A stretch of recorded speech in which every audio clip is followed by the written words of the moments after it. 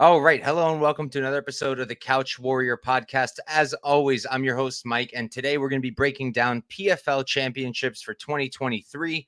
It's a big card. It's been all year we've been leading up to this moment. It's the PFL season format. If you're new to PFL, they try to do like a regular season similar to other sports. And these are the finales, the championships. Winner of each championship bout is going to get $1 million.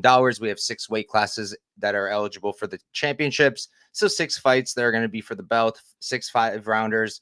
And then we've got a bunch of other fights on the card. So it should be a good time. Unfortunately, I couldn't make it this year to the finals. I was able to be there for the 2 playoffs. I did some media there, did some coverage, spoke to some of the fighters, and any fighters on this card that I did speak to, I'll talk about that a little bit if there's anything that's relevant. And we can jump right into the card. So this is going to be on Friday. You can already get your bets in. Lines have been up for like a week. I'll tell you guys what I have. I'll tell you guys what I'm thinking. Some of the lines won't be there anymore. I'll let you know if that is the case. And yeah, let's jump right into it. We've got, I believe, 12 fights or 13 fights. So, oh yeah, I wanted to share my screen real quick. And then while I'm doing this, if you guys didn't see it yesterday, I dropped a video talking about the new PFL purchase of Bellator and just spoke about some possible matchups, some possible fights that we're going to see in the champions versus champions card that they're going to do now that they bought Bellator. But that's another video. Check that out if you're interested in it. And we're going to be talking fights and bets here for this one. So first fight up, you guys will see my picks. I already made my Tapology predictions. I normally don't do it before the videos. I just totally forgot. And then I did it and I can't take it off. So everything's spoiled. You could technically just scroll through this video and see what it says on the screen, but then you won't get my breakdown. Excuse me. All right. So jumping into it, we've got Jesse Stirn versus Josh Blyden. Stirn is 15-6-0, 31 years old. He's 5'9" at the 69-inch reach. Blyden on the other side, he's 9-2-0. He's 36. He's going to be 5 years older. 1 inch taller, and he's going to have a 3-inch reach advantage. Now, Stirn has fought in the PFL before against Anthony Dizzy, and then he had one fight prior. I don't remember it off the top of my head. Blyden making his promotional debut. He's fought in NFC. It's a promotion over in Atlanta, I believe. And, you know, he's okay, but there's really little tape on this on him. So I can't really give you guys an in-depth breakdown because I'm really lacking tape on the guy. NFC, the promotion he fights for, they have a YouTube channel. I haven't seen his more recent bouts up there. Maybe I'm missing something, but I haven't seen it. It's not on the tape index that I use. And it is up on Flow Combat, but it's 15 or 20 bucks a month, and I'm not about to subscribe to that on top of the other subscriptions I already have that I use to tape and all of that. So I couldn't watch all his fights, and I wasn't about to pay the 15 bucks because I'm not dying to bet on him either, and I'm not dying to bet on Jesse Stirn. But in terms of what I have been able to see from the little tape, Blyden striking doesn't seem all that great to me. It's serviceable, it's decent, but it's nothing special. The competition that he's fought is much, much worse than that of Jesse Stirn. Not that Stern's over here fighting studs, but he's fought some better guys without any doubt in my mind. And, you know, Blyden's thing is he's a good grappler. His wrestling is pretty solid. His jiu-jitsu is pretty solid. He's got 5 submission wins. He's never been subbed himself. Only 1 knockout win. And I can see that because he really doesn't. I don't like his hands much. Maybe it's gotten better in the more recent tape. I'm working with older tape that's literally from 2018 and beyond. So, again, very little info for me, and it's hard to make a bet based off of this. But he seems to be a grappler first with decent jiu-jitsu and not much striking. Cardio seems all right. On the Stirn side, again, not some stud striker, but he's a serviceable striker. It's enough to set up his takedowns, and I do think he's going to be the slightly better striker here. And I think he's going to be the better wrestler as well. I like his offensive wrestling. He's got 6 submission wins of his own, so he's got decent jiu-jitsu, but not so much defensively. He's been submitted 4 times. And I was kind of thinking maybe that's a path for Blyden because Blyden's got 5 submissions. He's never been subbed himself. I believe he's I want to say he's a black belt, but don't quote me on that because I'm actually not sure. But his jiu-jitsu solid, so maybe he could take advantage. But until I see it against better competition and not just like not great guys on the regionals, I can't really say he's going to come out here and submit Stirn. I think Stirn wins the fight. I just think he's better. I think he's more well-rounded. I think he's the higher level grappler. I don't know about the jiu-jitsu, but offensive wrestling, that situation, yes, I think Stirn is better. And yeah, with the competition edge, like I mentioned, I think Stirn should win this one. Probably grinds him out for a decision, but not a fight I want to bet with this little information. If you guys do know where I can find the more recent tape on Blyden, please throw it in the comments and I'll happily tape it and I'll let you guys know if I have any updated thoughts on that one. Moving on, we've got Khai Wu versus Phil Caracappa. So for this one, I'm not going to give a prediction. I'll break down like what I think of each fighter, but not really how I think the matchup's going to go. The reason for that is I like Khai Wu on a personal level. I've spoken to him just a little bit, follow each other on Twitter, but I like the guy. And honestly, I decided to myself before I even taped this that I didn't want to look at this from a betting perspective. I want to watch it as a fan, want to cheer on Khai Wu. So that's exactly what I'm going to do. Khai Wu, I apologize. So again, I won't give you guys a bet for this one. I'll give you a breakdown of what I think of each fighter, but not really how they match up all that much. And then we're going to move on to the other matchups. So Khai, he's 7-4-0, 28 years old, 5'7" with a 69-inch reach. Caracappa, 9-3-0, 31. He's 3 years older, 1 inch taller, and he's going to have a 1.5-inch reach advantage. So first things first, everybody knows this. I'm going to say this differently than everyone else, though. Mark Zuckerberg trains with Khai. Khai is his coach, okay? I'm kind of tired of the only way we're saying who Khai is he's a training partner of Mark Zuckerberg, all that. He's more than that. He's also his coach, not just his training partner. So after this video, moving on, whenever I break down Khai fights, I'm not even going to be bringing that up. Last time, just in case someone doesn't know who he is, because he is new to PFL, I mentioned it. But after this going forward, I won't be saying it because it's just irrelevant and kind of disrespectful in my opinion. So Phil, he's fought the better competition. I will say that. He's a very good wrestler. He's going to be bigger here, taller, and have a reach advantage. He's, like I mentioned, a solid wrestler. He's got good jiu-jitsu as well. Let me pull up what I've got here. Yeah, so he hasn't submitted anyone just yet, but he has a nice back take. He's good on the ground, good transitions, and his striking isn't all that good, honestly. I said I wouldn't really talk about the matchup, but I actually think Khai's a better striker. I don't love his striking. He's a little sloppy, and he's very hittable, Caracappa. But the wrestling is what I think is his main thing. It's very solid. But the other question mark / red flag with him is the cardio. His cardio isn't very good.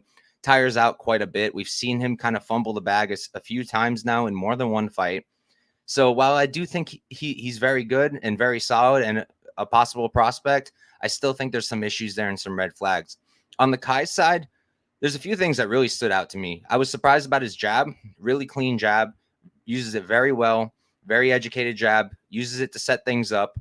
The rest of the striking is coming along. It's good, but it's improving every fight. Defensive grappling could use a little work, in the takedown defense, but again, coming along. And his offensive wrestling is all right too. I think that his striking is probably better here. His offensive grappling probably not as good, but it's a good fight, an interesting fight, and I'm hyped to see Khai perform, and I'm going to be cheering him on. And that's all I'm really going to say about this fight here. And then we're going to move on. For this one, we've got Bubba Jenkins versus Chris Wade. This is the third fight, not the second one. I don't know why it says 2 up there. Bubba, he's 21-7-0, 35 years old, 5'8" with a 72-inch reach. Wade, 23-10-0, 36. He's 1 year older, 2 inches taller, and he's going to be at a 2-inch reach disadvantage. So this is the third fight. They are 1-1. Chris Wade won the first one. Bubba won the one that was this season, I believe. It was this season, right? Yeah, it was 7 months ago. And honestly, I think that Bubba's going to win this one again. So the first thing I wanted to talk about is that I think he said this either today or yesterday, Chris Wade, during an interview, that this is it for him probably at featherweight. He doesn't think he's going to be doing featherweight anymore. From what I understood, it sounds to me like he might not even fight again after this. But he did say he'll consider lightweight. He wants to talk to his family, all that. To me, based off of his recent performances, based off of what I'm hearing, it just kind of sounds like he's about ready to wrap it up. And like they're about the same age. Bubba's only 1 year younger, but I just think Bubba's a little bit fresher still. And Bubba's not having these conversations, these talks about retiring or moving on from the weight class. Maybe the weight cut. I mean, not maybe. Chris mentioned the weight cut and that it's difficult for him to featherweight. If that keeps wearing on him, that's going to lean itself to Bubba here to his advantage. If watching the last fight, right, the second one, Wade had no answer whatsoever to Bubba's grappling. And it was really weird because in the first fight, Wade countered the grappling incredibly well. He did it very, very well. When he got taken down, he got back up really quickly. He was able to reverse position, scrambled really nicely, and the takedown defense was good too. And he was winning the striking exchanges, and he was able to outgrind Bubba there. But in the second fight, it was the complete opposite. Bubba just completely grinded him out. He had no response whatsoever other than that guillotine choke that he likes to throw up. And it's a good guillotine choke, and one that honestly I think Bubba's going to fall into at least once or twice in this fight. I just don't think that it's going to submit him. I think Bubba, once again, is just going to get that grappling going, going to be able to out-grapple Wade, win this fight, probably by decision. I did take a little sprinkle on his submission prop because it was plus 1,800. So I put 0.2 units on it to win 3.6. It's not like he's some stud in the jiu-jitsu. He does have a few submissions. He submitted 5 people. He did take Wade's back in their last fight as well. So I do really think that that's going to be available to him. Is it the most likely outcome? No. But the line, in my opinion, was incorrect. So I had to take my shot. I'm looking at it now. I want to see if you guys can get something similar. The sub is still plus 1,200. I still think that's playable. I would have personally played that number. 10th of a unit, 0.2 units. Don't put more than that because Chris Wade's never been submitted. And when Bubba did take his back in that second fight, he did defend it very well, and he was able to get out of it. So I wouldn't go too crazy on that prop. I just think it's a good value prop for this fight. As for a pick, I think Bubba wins. I bet on him at minus 150. He's currently minus 175, minus 154 on FanDuel. I'm seeing minus 150 on Betway. If you can get minus 150 like I did, I played it to win 1 unit, so it's a 1.5 unit stake, and I think it's a solid bet. Look, it's entirely possible that Bubba's also fading. We saw it in the Pinedo fight. He really did not look good whatsoever, gassed incredibly quickly. But Pinedo's also a much more dangerous fighter than Wade at this point in his career. So I just feel like it's not going to be the same here. I think that Bubba is going to be able to get his takedowns. If he's not able to, Wade is a better striker. Even to this day, I don't love Bubba's striking. It leaves a lot to be desired, and he's pretty hittable. So if this is stuck on the feet and Wade's showing good takedown defense once again and able to out-scramble like he did in the first fight, he might take this fight. It might be close. But I think the most likely outcome is Bubba is going to out-grapple him. And I wasn't going to play it until I heard the interview. I usually don't take those too much, but I already felt good about Bubba. And then once I heard that, I felt much better about Bubba. So I took my 1.5 unit shot. Moving on, though, we've got Biaggio, Ali, Walsh versus Yoel, Galarza, Lopez. So Walsh, he's 5'1" and 25 years old, 5'10" with a 71-inch reach. Does train out of Extreme Couture. Is the grandson, I believe, of Muhammad Ali. That's why they're like super hype about him. They've been pushing him really hard in the promotion, and it makes a lot of sense. The name value on top of the fact that he's very solid and a very bright prospect. Lopez 3-0, undefeated as well. Not as well. He's the one who's undefeated here. 28 years old. He's 3 years older. He's 6'1", so he's going to be 3 inches taller. Don't have his reach, and he does not train at any major gyms. So we'll go with MMA Institute. His Instagram is just a couple mirror selfies, so it doesn't really help me with my usual Instagram checks for their camps. So first thing I want to talk about here is I mentioned in the beginning, I got to speak to some of these guys during the PFL playoffs, and Walsh was one of them. One of the other ones was Khai, who I spoke about earlier. And listening to Walsh answer questions from people, it was very interesting to hear his mindset about the whole thing because he's a young kid. He's 25. He's 1 year younger than me. So dude's young. And usually guys like him who are very solid, have a lot of hype behind them and have been winning, they can't wait to go and have their first pro fight. They can't wait to go and build their name. He's very, very different. People kept asking him, when are you going to go pro? Or what's next? Or what's this? And he's like, I'm not rushing it. I'm not letting anybody rush me. Going to take my time, do this at my pace, build myself up. And that's a really, really good thing to hear from a guy who's only 25 years old and has only had 6 amateur fights. He's got no intentions on just trying to push himself and let other people push him. He's going to wait until he's ready. And I like that quite a bit. And I like to know that he has a really good brain behind him when it comes to this sort of thing. In terms of fighting, incredibly clean striker, very fast hands, big power. Every time he hits, you can hear it. Nice body shots. Everything about the striking is crisp.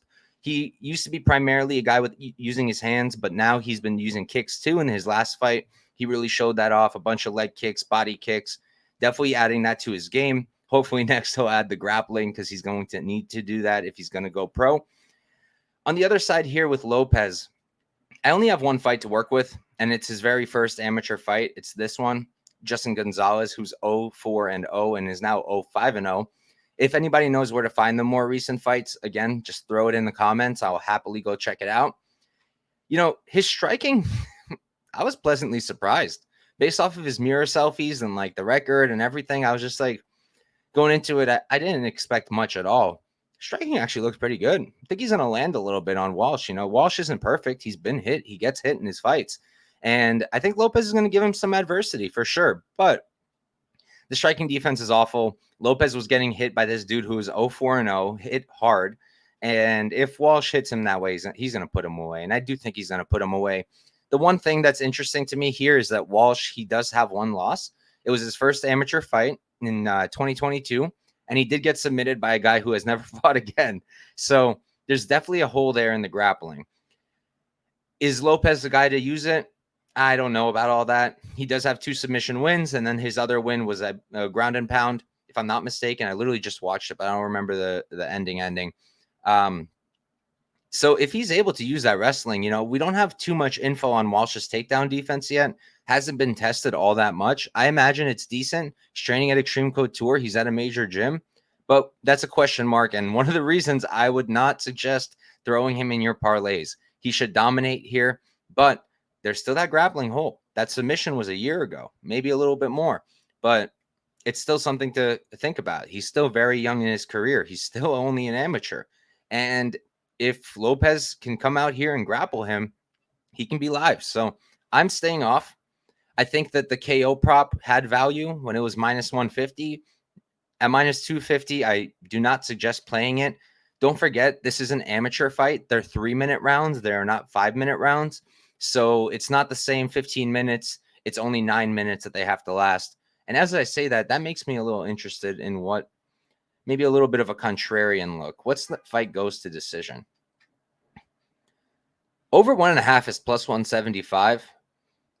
And I'll say that's pretty interesting to me. I don't know if I'm going to get there just because of how dangerous Walsh is, and because I don't really know too much about Lopez other than the fact that he is very hittable. But it is something that has me a bit interested because it's not the same 7.5 minutes. It's only 4.5. Yeah, 4.5 minutes. So big difference there.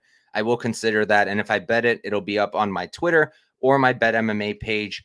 I don't put it up on Twitter if the line is gone by the time I get to Twitter. Sometimes that happens. And that's why sometimes you'll see something on my Bet MMA, not on my Twitter, because I go to Bet MMA first.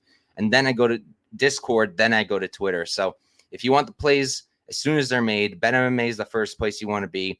And you can follow me on there. And the second best place is going to be the Discord, which is 100% free. Don't charge anything. I'll put the link into the description. It's a Discord where I post my bets. Sometimes when I have a chance, I'll post the breakdowns as well. And we just talk fights. There's a bunch of different servers or whatever they're called for different promotions, all the regionals that we do. And we're always talking in there, talking fights. So make sure to check that out. And that's where I post my bets after I put them up on my Bet MMA. So moving on to the next fight and back to our pro fights. We've got our first tournament championship bout between Jesus Pinedo and Gabriel Alves Braga. This is the second fight between the two of them. Pinedo, 22-6-1, 27 years old. He's 6 feet tall with a 74-inch reach. Braga, 12-0, undefeated. He's 25, 2 years younger. Going to be 3 inches shorter and have a 2-inch reach disadvantage. So in their first fight, Braga did win. Now, Pinedo was originally supposed to fight a different opponent. Braga was a short notice replacement, so Pinedo was preparing for someone completely different. But I won't put too much into that because Braga was the one who came in short notice, not Pinedo. And, it was a close fight for the most part. The one thing that set it apart, and in my opinion, is why Braga won that fight. I see some people saying Pinedo won. I don't think so. I think Braga did. And it was the leg kicks. The leg kicks really, really wore on Pinedo. And had Braga not used those in the beginning of the fight, hadn't he not used them early and taken out the legs of Pinedo, I think Pinedo would have won that fight because he came in heavy in round 2 and round 3. And if he had those legs and didn't have to worry so much about his legs, I think he would have won that fight. To me, the rematch is favorable to Pinedo. I think the 5 rounds is favorable to Pinedo, not necessarily because he has better cardio. I don't really know who has a better cardio. Both guys seem to be pretty good there. Pinedo did gas a little bit in the Bubba Jenkins fight, but to be fair, Bubba was shooting the entire time and trying to grapple him, and that takes a lot out of you. Braga does not wrestle too much at all, and if he does, I don't think he can take Pinedo down. Pinedo showed fantastic takedown defense against Bubba, and I don't expect it to be any different here. I don't really think Braga can take him down. So I don't think that kind of pace is going to be here, and I don't think Pinedo is going to gas. And if you look at the first fight with Braga in round 3, despite not having 2 legs, Pinedo was throwing a ton, and he was landing a ton. His output did not wane in the 3rd round. He kept it going and going and going. He uses his range really well. All his combinations are absolutely nasty. He hits extremely hard. You can hear it. Like, you can really hear it every time he lands. The clinch knees are disgustingly nasty and a great weapon. Everything about him, I honestly love it. I think at range, he showed in the first fight, he is the better man at range. Braga needs to come in there and close the distance. And as long as Pinedo checks those leg kicks this time, because if Braga's smart, which he is smart, he's going to come into this matchup and he's going to say, I am going to do exactly what I did the first time. I'm going to take his shots and I'm going to tear apart his legs. And if he can do that, he may be able to win this fight again, because Pinedo's tough and he was able to tough it out 3 rounds last time. He could not handle another 2. He could not. His upper body would have kept going for another 10 minutes, but his legs would have been done. I really don't think he would have lasted another 2 rounds. This time around, he is prepared. He's had a full camp for Braga. He's already fought Braga. He knows what's coming, and it's something that he can prepare for and something I expect him to be ready for. And like I mentioned, if he can defend those leg kicks, I think it's all him, because I think that's what won Braga the first fight. Don't get me wrong. Braga is a really good fighter too. I expect him to be around for a while. He's a great striker, but he's a little bit more like traditional in that he's very tight. So he's more defensively sound, but he's not throwing with the same amount of power. He's a little bit easier to tell what he's doing next, to predict. And I just don't think he's as dangerous as a guy like Pinedo. I think Pinedo has a lot of ways to finish this, whereas with Braga, I think it's leg kick TKO or he wins the decision. So I like Pinedo quite a bit. I played him when he was an underdog at plus 130. I put 2 units on him. He's currently the favorite. It flipped ever so slightly. Minus 112, I'm seeing. Minus 112, minus 115. I still think it's playable. Personally, if the bookies had asked me to line it, not what I wanted, but what I think it should have opened at, I probably would have done Pinedo minus 130. But I understand why it opened the other way, because Braga did win the first fight, and I don't think it was a robbery or anything like that. It was close, but I think Braga clearly won. So for me, I'm trying to decide if it's still bettable. I would have played it. I'll say it that way. Had I not played the underdog money, the plus 130, and I just opened up the books now and I was making my bet right now and I saw minus 112, I'd put a 1.12 units on it to win 1, or 1.2 units, whatever, to make it a little bit more simple. So, yeah, I think you can still play it. Just don't go too crazy. I don't love the line as much anymore. I would have preferred him to be a dog like what I did when I played him. If you want, maybe wait. You can either just do Pinedo or pass, so you can wait and see if the line flips again. But ultimately, I think Pinedo wins this fight. The reason I said earlier that I think the 5 rounds favors him is because I think he's the more damaging fighter, and I think the damage is really going to start adding up on Braga as the fight goes on. As long as those legs are there and not getting leg kicked to death, I think Pinedo might get a late finish, 4-5, or a decision. So, yeah, Pinedo for me, and we can move on to the next fight.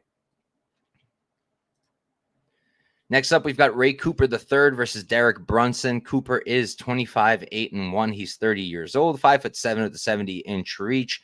Brunson on the other side, he's 23-9-0, 39. He's 9 years older. He's 6'1", so he's 6 inches taller, and he's got a 7-inch reach advantage with a 77-inch reach. Now, Brunson is coming in from the UFC. His last fight was against Dricus. The fight before that was Jared Cannonier. He's fought at a high level for a very, very long time. He is 39 now, 9 years older.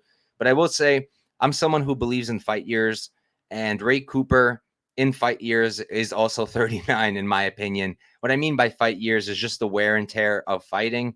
And having had 34 fights in his pro career, it adds up. He might only be 30, but to me, it seems like a decline. I understand that in the fight with Carlos Leal, he was coming in, I believe, either sick or with an injured hand. I think it was a broken hand, something like that. But it looked like a lot more to me, if you ask me. Like, it didn't just look like a broken hand. He looked incredibly out of shape. He missed weight by a tremendous amount. And I've cut weight before. Back when I wrestled, I've cut 20 pounds. And I can't really tell you how a broken hand would change a weight cut. I haven't had to do it. I've done it with broken fingers, not with a broken hand. But you don't really use, like, for me personally, when I'm cutting weight, it's water cutting and it's running, right? Sometimes with the sauna suit. But you don't really need your hands. So I don't really get why that's an excuse. Now, if he was also sick, okay, that adds up. But to me, it seems like a decline. And even his most recent fight, you can't take anything from that. The Brett Cooper, like, you watch that fight, it was an absolute nothing burger. It was just easy money for Ray. He just came in there and honestly didn't get anything coming back his way. Everything was just coming from him, and very quick knockout in the first round. I think within the first minute or so, he got that finish. So, and he's always been a high level guy. Like, I don't want this to be mistaken. Like, he's not a bad fighter at all. He's a top-notch fighter. He's knocked out Chris Curtis.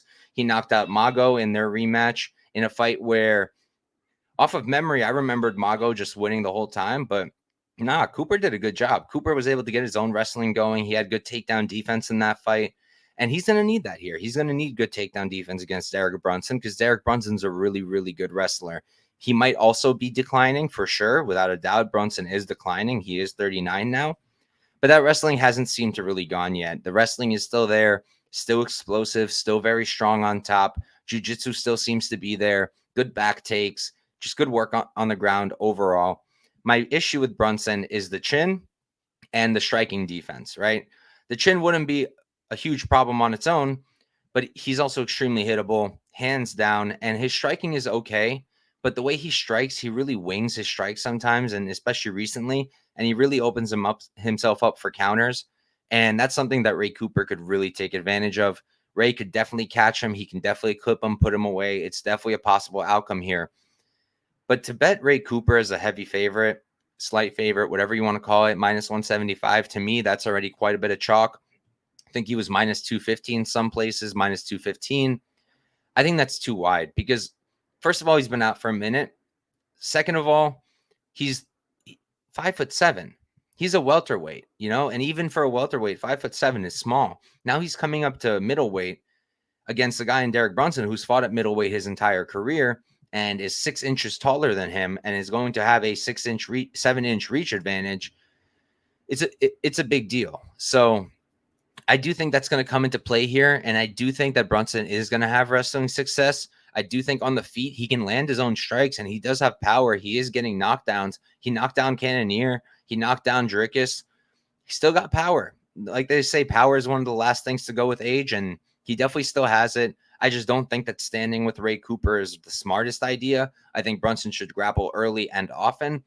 I'm actually going to pick Brunson to win. I do think he's going to pull this one off.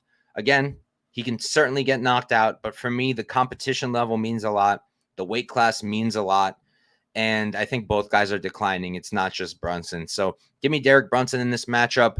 I played him at plus 165 only for 0.65 units. That gives me a profit of just over 1 unit. I didn't want to go too crazy on it because Ray Cooper does hit like an absolute train. He might be a lightweight, a welterweight, but he definitely hits as hard as a lot of middleweights. So I do think he can knock out Brunson. I just don't think it's necessarily going to happen. I think Brunson is going to win this fight. So Derek is the pick and a slight play. Nothing big. Don't go crazy. It's a risky shot. Moving on, we've got Kayla Harrison versus Aspen Ladd. Kayla is 15-1-0, 33 years old, 5'8" with a 66-inch reach. She has been out since her championship bout last year. So she's been out exactly 1 year and a few days, 3 days to be exact.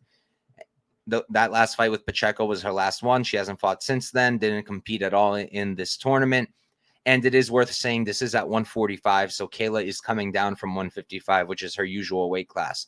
Aspen Ladd, 11-4-0, 28 years old. She's 5 years younger, 5'6". She's 2 inches shorter, and she's going to have the same reach at 66 inches. So this is Kayla all day for me. I have her in one parlay, one chalky ass parlay for at minus 750.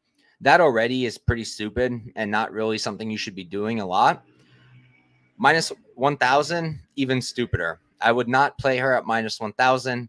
It adds even less than minus 750 to your parlays. And I would just, at this point, I would just stay away because even playing with the props, like, does Kayla finish here? She could. I kind of lean no.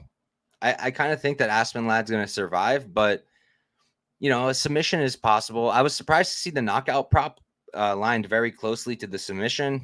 I think that's a total fade. I don't think Kayla's going to knock out Aspen Ladd, but I do think she can submit her on the ground. But I also think she can win a decision. That's why it gets really tricky with the props, and I don't think the props are worth playing. Let me see if the total is set at 1.5 or 2. It's 2. Yeah, I wouldn't play it. I was pretty tempted to do the 2 rounds just because Aspen Ladd is tough and durable, but I just don't want to. Like, Aspen Ladd, for a 28-year-old, she's declining way more than I would like. I mean, Elena Kolesnik is cool and all, but that loss was a terrible look. And she was minus 500 in that fight. And she lost, and it was just ugly, you know? She didn't get any grappling going, couldn't compete in the striking, really, and just got outworked by Elena Kolesnik. And then she won her next fight against, blanking on her name, Karolina Sobek. But look at the record, right? 4-1-0, extremely inexperienced. And Aspen Ladd was able to get her way there, use her grappling, and win that fight. But that's not going to work here, right? Aspen Ladd's wrestling isn't really going to work here. I don't think she's taking down Kayla Harrison. I don't think she's doing anything damaging down there to her. And on the feet, do I think Kayla's this amazing striker? No, I really don't. She's okay. But Aspen Ladd isn't that great of a striker either. So I think Kayla's going to dominate this fight. And I won't waste too much more time on it. Let's move on. All right. Moving on to the next fight, we've got Impa Kasanganay versus Josh Silveira. Impa's going to be 14-3-0, 29 years old. He's 5'11" with a 75-inch reach, training out of Killcliff FC. Battle of the Super Camps here. Josh coming out of American Top Team. He's 12-1-0, 30 years old. He's 1 year older, 6'1". He's going to be 2 inches taller, and he's going to have the same exact reach as Impa. I like Impa here quite a bit. I bet against Josh when I backed Omari Akhmedov last year in the playoffs. I believe it was last year. And there was a reason I did that. It was because I felt that Josh Silveira would not be able to get Omari down. And I felt that he's just not good of enough of a striker. Now, my biggest issue with Josh isn't even his technique. It's the output. His technique is okay. I don't think he's really the best striker in the world. I don't think he's all that great of a striker. But his output is horrible. How do you fight Omari Akhmedov for 3 rounds? Spend very little time on the ground and land 32 or 34 significant strikes. How do you do that? You have to be not throwing at all because Omari has horrible striking defense and he doesn't use lateral movement. He's flat-footed. So how the hell are you not landing more strikes? It's a problem. And that's exactly why I think Impa's going to have such an edge here, because I think Impa, technique-wise, is a significantly better striker. Output-wise is significantly better. He's faster with the hands, and he mixes it up better. Impa can go to the body not just with kicks like Josh. Josh has great teep kicks, so he does have decent body work, and he's got decent leg kicks. But Impa, he'll go to the body with the hands, too, on top of the kicks. Nice uppercuts to the body, whatever they call them. Super clean, super crisp, mixes it up really well. I like him a lot here in particular. And, my main issue with Impa here is the weight class, right? He was 185 in the UFC. He was 185 outside of the UFC. Then he comes here to the PFL, and now he's fighting at 205, where he is clearly undersized, And against Silveira is not the biggest light heavyweight out there, not the biggest light heavyweight in the world, and that's why I'm not too concerned. He's only 6'1", and I don't think he's going to be that much stronger, but he is very physical and thick, and it could play a part because we have seen him get taken down by these guys. Martin Hamlet took him down, but he did a great job getting back up. Martin is a huge dude, and he's also a very good wrestler when he has his cardio still. And Impa was able to get up pretty quickly, which was impressive. He did get taken down by Corey Hendricks and put in several bad positions, which I really did not love whatsoever. I don't rate Corey Hendricks, so that wasn't a great look. And that gives me a little bit of a pause here. And this is why, the line right now is minus 170, and I'll tell you guys not to bet that. It's because of that size and because of the fact that Josh is a good wrestler. I might say his striking stinks because I do think it kind of stinks. His wrestling is very solid, very, very solid. Good offensive wrestler, decent takedown defense, good ground game, bunch of submissions on that record, more subs than knockouts if I'm not mistaken. And I do see a world where he's able to take down Impa and control him. But here's the thing also. I don't see him submitting Impa. And can he take down and control Impa for 5 rounds? I doubt it. I highly doubt it. And on the feet, I think Impa is much better. So for me, this was a pretty easy pick to make. Not saying it's an easy fight. It's going to be a hard fight for Impa. Probably the hardest one he's had in PFL. But I think it was easy for me to bet that line because I just felt like minus 110, which is what I got, was extremely generous. I would pass if I were you guys at minus 170. I would maybe wait, see if money comes in on Josh. It appears that it is. If you can get a better line, I think minus 145 or lower is good. I wouldn't play anything above that. Then you're getting to the point where the line is accurate and you no longer have value. But minus 110, I felt like had a ton of value. So I was more than happy to play it. I really do think Impa wins this. And I think the main thing that might lead to him losing would be the size and possible wrestling of Josh. I just don't see it happening at a very high clip. I really do think Impa should win this one. So Impa's the pick and we can move on. By the way, guys, if you saw a little break in between the Kayla Harrison fight and the Impa fight, it's because my brand new fancy microphone apparently has a mute button on the side, which I could probably even see in the camera. And I somehow, while winging my hands around, muted it, and I now have to re-record this entire part of the video. So I've already broken down Impa in the other fights that I'm about to do. Unfortunately, it muted itself, so I'm clipping them together, and that's why you guys are going to see a little jump between the Harrison and the Impa fights. Moving on, though, we've got Magomedkerimov versus Sadibou C. This is a rematch. Magomed is 33, 6-0. He's 33 years old, 6'1" at the 72-inch reach. 73, I'm sorry. C, 16, 6-2. He's 36. He's 3 years older, 2 inches taller at 6'3", and he's going to have a 7-inch reach advantage here. So this is a rematch, and Mago was a huge favorite in the first one. He had a lot of wrestling success, particularly early, but as the fight went on, we did see him struggle. He didn't have as easy of a time taking down Sadibou C, and once he couldn't do that, he did struggle a little bit to really get his game going and clearly win the round. So I do think that this is going to be a little harder the second time around, because since that time, Sadibou has done 2 things that I think are really important and really good for his career. A, he started throwing more hands. Sadibou used to be a very, very kick-heavy guy, and I hated that about him because I do not like guys who throw kicks with no hands. I just don't think that it's a winning style. I don't think it's a winning plan. I don't think it's something that really works at a high level or at a high clip. And if you guys can show me one person who throws almost just kicks and does nothing else, who actually is successful, show me. They don't really exist right now. So I never liked that. But since then, Sadibou has really, really come into his own with the hands. He uses them way more. It's always crisp. You will never, ever, ever see Sadibou C wing up his strikes. You'll never see him throw a crazy winging overhand right. Everything is clean. Everything's down the pipe. Everything has technique behind it. Everything is very smart. The jab is very intelligent. And now that he can use both hands and kicks, he mixes it up really well. And it's hard to see what weapon is coming next. And that's why I think this is going to be pretty hard for Mago. On top of that, his takedown defense has improved. He has not fought wrestlers like Mago since then, so we don't know fully how it's going to look against a guy like Mago. I think, personally, I still think Magomed is going to win. I still think he's going to get those takedowns. I still think that he's going to be able to grind this out. And on the feet, while I do think Sadibou's better, I don't think it's by a gigantic margin. I think that the gap in the grappling is wider than the gap in the striking. So I like Mago here quite a bit. I think he's going to win probably by decision. I don't really see a finish happening in this fight. I'm actually curious of what the totals are. Let me double check. So it's at but it's 205. Even fight goes is minus 160. Yeah, it's nothing really too good that you can play. But I do think we're going to go to a decision, and I think Mago is going to win this decision. But I definitely get it. I definitely get why some people are on C. I played Mago when he was minus 265 here. He opened at minus 1100 on DraftKings, which is insane. And if you got Sadibou +7, +500, +300, you did your job. I think that's a fantastic bet and extremely offline. That was crazy. But minus 265, I felt like was already starting to get a little generous. Maybe I jumped the gun a little bit. But this week, you could have gotten minus 135. You could have gotten minus 155. Now it's minus 170. All of those lines, I think, are generous. And I would have played it straight had I had that opportunity, had I not jumped the gun and parlayed him with Pacheco and Harrison. I did that before Pacheco and Harrison were minus 900 each. That will not get you anything decent at that point. I would not do that.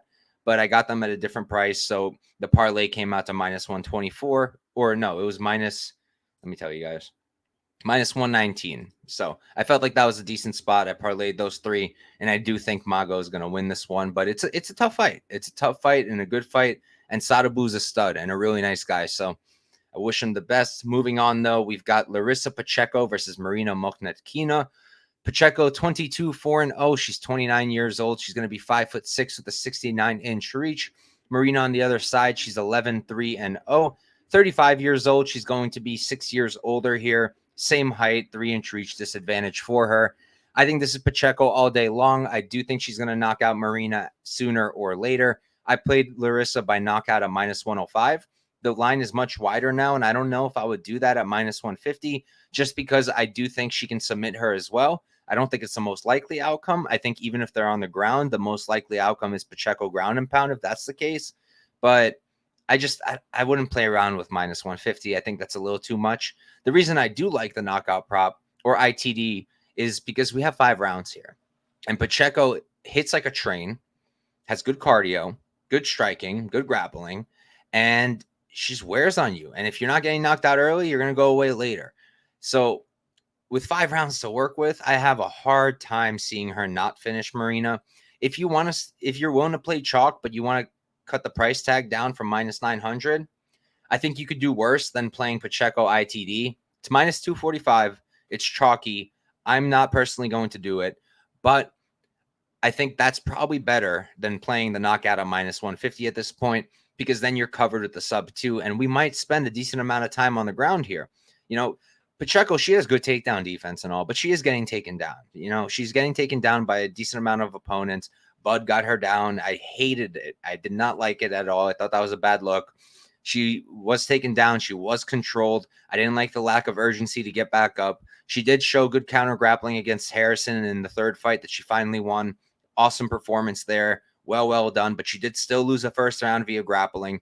And Marina, very big, very physical, Samba background. She does have good wrestling, good grappling, good offensive grappling. So I do think Marina can get her down. I do think we're going to see the floor a little bit, and we're going to see the ground game from both women. Now, if Pacheco's smart, she's got good coaches behind her, they're going to tell her to get back up, because that's Marina's best chance. Marina's not going to knock out Pacheco. I would be shocked if she did. I just don't think that she has the hands for it. Her striking is serviceable at best. Pacheco is a much, much better striker, hits much, much harder, and Marina's very hittable. So I think that knockout will come. But the wrestling is where it can get shaky, and where Marina could win some minutes, some moments. I just don't see Marina being able to wrestle for 5 rounds with Pacheco. I don't see that happening. I think Pacheco wins. I think she knocks her out. I'm going to call for the second or third round, I think. And we're going to move on. Let me double check this time that I'm not muted. I'm not muted this time, I don't think. All right. Next up, we've got Renan Ferreira versus Denis Goltsov. Ferreira 11-3-0. He's 6'8" with an 85-inch reach. On the other side, you got Goltsov. He's 32-7-0, 33 years old, 6'5" with a 78-inch reach. So he's going to be 3 inches shorter, and he's going to be at a, let me math real quick, 7-inch reach disadvantage. So look, I think this is a fantastic matchup for Goltsov. I am very, very confident in him. But despite that confidence, I can't stake more than a unit on him. I have him in one parlay with OAM, who I'll talk about next. But the reason I can't stake too much, and I don't want you guys to stake more than one unit, is that this is heavyweight. And on top of it being heavyweight, this is Renan Ferreira, who is 6'8" with an 85-inch reach, a physical. They created this man in a lab probably. And if anyone can, like, you know how we say puncher's chance in MMA is a thing always? This is the next level. Like, there's always a puncher's chance with Renan Ferreira, no matter what fight, because the dude is huge, extremely physical, and very, very solid with the striking and hits very, very hard. Now, Goltsov, though, I don't really see him getting knocked out like that. I don't see him like getting quickly finished. I just have a hard time seeing it. It's possible, like I said, and that's why I don't want you guys to stake too much. But overall, realistically, I don't think he's getting knocked out. I think he's still the more technical and clean striker. You know, we've seen Ferreira now lose 3 times in a row to grapplers before the 2 wins that got him into the finals. Now, those are now whatever, no contests or draws, whatever they're calling them. That's because the guy's popped. But he lost to Klitzen Abreu, who is not a heavyweight, is not a good fighter, especially at this point of his career. And he lost to him because he got out grappled. Then he lost to Ante Delio through grappling, ground and pound.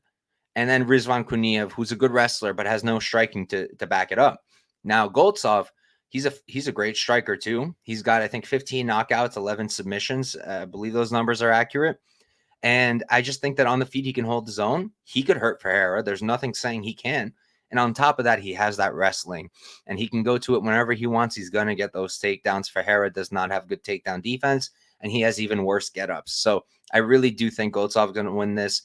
I might maybe add one more unit, make it a 2-unit stake, but I'm going to have to wait because I want a better line. I don't want to play minus 240. It's a little too chalky for my tastes, considering what I've said with the whole knockout possibility here with Renan Ferreira. So the pick is Goltsov, and I do feel really good about it. I still have to respect the heavyweight power and just the physique and power of Renan. But moving on. For our main event, we've got the lightweight tournament championship bout, Clay Collard versus Oliver Aubin-Mercier. Collard is 24-10-0, 30 years old, 5'11" with the 73-inch reach. OAM on the other side, he's going to be 25-0, 34. He's 4 years older. He's going to be 2 inches shorter at 5'9" and give up 2.5 inches in reach. So I like OAM here. I like him quite a bit. I just think the grappling, it's grappling. Clay Collard, fantastic striker, really good output, amazing pace. We talk about having that dog in you or fighting for your money. Clay Collard is the epitome of that. If you look up in the dictionary, you go to dog in them, D-O, dog in them. First picture there, looking right at you with a smile, is Clay Collard. He will fight for your money till the fight's over and he loses, he wins, or he's finished or he finishes them. He won't stop until that is done. On the other side with OAM, the one red flag and the one reason I can't do more than a 1-unit stake, so I did that parlay, is just the mindset. It's a little bit questionable. You listen to his interviews going into the last fight, the Bruno Miranda fight, he's kind of over this, is what I'm understanding from what he's saying. He's just kind of done. He doesn't have that fire anymore to do this. I don't know if he's talking about fighting in and of itself or if he's talking about like the whole fight week experience, doing the media, all that stuff, because I know some fighters just hate that part of it and like the fighting. But it sounds to me like he's kind of just getting over this. He's kind of done at this point. But at the same time, while he said that, his fighting isn't showing. Usually it shows, and that's why I called it a red flag. But so far, so good. He dominated Shane Burgos, absolutely worked him. Then he finished Anthony, right? Yeah, Anthony Romero, who is a solid prospect in and of himself. He's not like the best in the world. He's a little bit binary in that he's a very good wrestler, but doesn't have too much striking. But that was still pretty impressive to finish him like that. And then he finished Bruno Miranda, who I underrated until that fight. And then he finished him. But Miranda's pretty solid too. So he definitely hasn't looked like a guy who's saying that he's done. But it's something to keep in mind because Clay is the opposite. Clay's been hungry for this for a minute. He's been kind of robbed out of the finals because there was a few split decision losses he had that he did not lose, that he rightfully won, but didn't get it. So I get it. And he's going to come in here super hungry. So you have to respect that. But in terms of a matchup, I don't want to call this binary by calling it like just striker versus grappler because OAM can strike too. And that's why I like him, right? Because on top of him having, I think, a very strong grappling edge here, like pretty significant, I think he's going to get those takedowns, and I think he is going to be able to keep Clay down. I also think he's a good striker. I also think he can compete on the feet, and he's not going to be shooting panic shots. He's going to be mixing them up with his takedowns, taking the back, doing his work on the ground. And I just think it's going to be enough to get the job done here. Whether it's a finish or a decision, I'm not too sure. I'm not too confident on either one. I would lean a decision. I kind of think we're going to go the distance, and I'm tempted to bet it at plus 100, but I also really don't like betting goes to decision when it's 5 rounds. You're really asking a lot because when you're betting anti-violence, when you're betting fight goes or the overs, you're betting on the fighters to not do their job. You're asking them to be less violent, to prolong the violence. And you're asking two guys fighting for $1 million not to kill each other in 25 minutes. It's a risky bet. So I'm not gonna play that. But I think that OAM is gonna win this fight. I think it's probably decision. I think a late submission is possible too. If OAM can't get the takedowns, Collard very well might work him. Dude is nasty. He's looked fantastic. And like I said, the output is nonstop. The striking is very, very good. The boxing is very good. Goes to the body, nasty. He can cause some trouble for OAM on the feet if OAM can't get it down. But while Collard's takedown defense is solid, I don't think it's enough. And I think the get-ups won't be enough. So I think OAM wins this fight. And that's it. So that is 12 fights, guys. Thank you all for watching. Thank you for dealing with the cutoff and the whole mess with my microphone. I was very upset when I noticed that happened. But I appreciate you guys all watching. In terms of content this week or stuff going on, so you can always find me at Couch Warrior Pod on Twitter, Couch Warrior Podcast here on YouTube. I'm on Instagram as well, but it's not very active. I have a Discord. The link will be in the description of this video. It's 100% free. I post all my bets there. I post on breakdowns, and then we talk fights constantly, literally all day, every day. There's somebody talking fights in there. We've got all the promotions up, all the regionals, Octagon, LFA, ACA, Cage Warriors, CFFC. Everything is there. We talk about them all.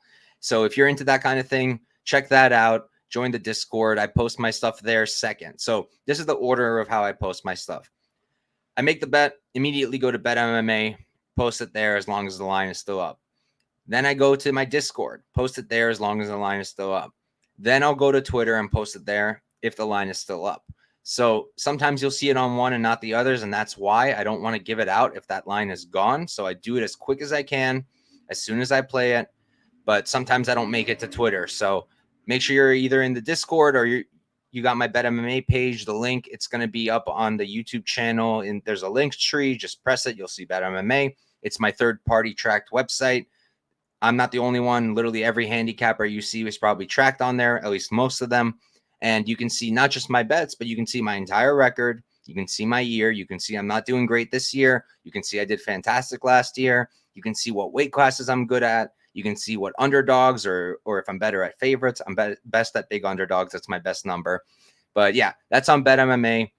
And in terms of videos, I dropped the video yesterday. I mentioned it earlier, talking about the PFL acquisition of Bellator and about the champions versus champions card that they said they're going to do, which is super exciting.